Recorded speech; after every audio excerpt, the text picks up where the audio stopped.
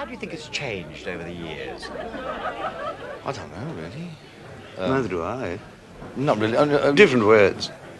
Do you think the relationship between, say, you and Harry, playing Harold, your son, has it changed in any way at all? Have you maintained the same sort of tempo all the way through? I think we've tried, haven't we? No, I think what you would say is the outside world has changed. The permissive age has gone further along the line, and we've just adapted with it. That's about all you can say. But our relationship still stays the same. I hate him. Yeah. When you came back, one of the press comments was that the only change that they could notice was that you'd grown sideburns in order to become more trendy and keep up with your left-wing friends. Hey, Right. watch it, crotchet. Just Just because mine are white. You started off, of course, as two totters. In fact, that's what you still are. Yeah. Although we're seeing less and less, particularly in this new film that you're doing, of you actually totting. How much do you think you've grown away from your original role as totters and developed more as just characters in your own right? Well, I slightly quarrelled with you there. We were never bothered awfully with totting, were we? Or the intricacies. We never even got our prices right half the time. It was I just never a knew loose, what one was until I was told. No. It was just sort of a loose thing to hang and attack in various directions on. So we were totters who would talk about the common market. Or... Well, my agent at the time said you were playing a totter, and I thought you meant an accountant. And next door to the film studio recreation of the drawing room of Oil Drum Lane, Shepherd's Bush, was the party to celebrate the start of the second Steptoe film. Of course, this is a real-life totter as against the film and television one, isn't it? Yeah. What do you and Arthur have in common? Well, he's got more money than I have. Don't tell lies. There's one point that in fact, Wilfred, I think, made when I talked to him earlier on in the set, was that he, in this television and film series, always offered too much money for junk. Is that so? Well, it is. So what's it done to your business, then? He's ruined me.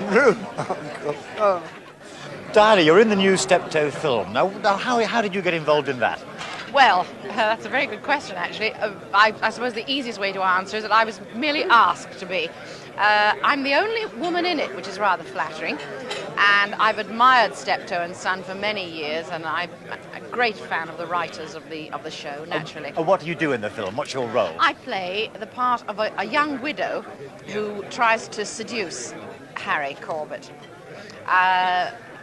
In some devious way, she tries to pretend that she wants him to buy some old junk clothes of her husband who has just died.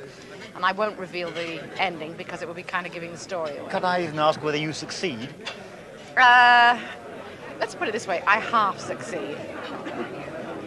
You've been writing the Steptoe and Son series for 11 years and more now. How have you managed to evolve the characters in that time? How have they changed? I don't think they have changed, really. As you say, 1962 they started. We wrote them for about 4 years, and then we had a break of about three or 4 years, and then we brought them back again for another 2 series. Funny thing, nobody realised they were off because there were so many repeats going at the time. We've been off for 4 years and nobody knew. I wouldn't say looking back over the scripts which we are doing at the moment with a view to publishing some of them, they don't seem to have changed too much at all. You think they could stand up today? I think we could do them again today, yes. Yeah.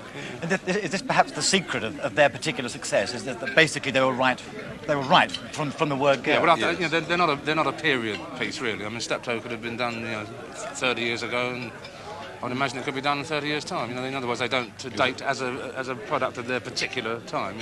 It could have equally been, if they'd had television in Victorian times, it could have been quite acceptable then.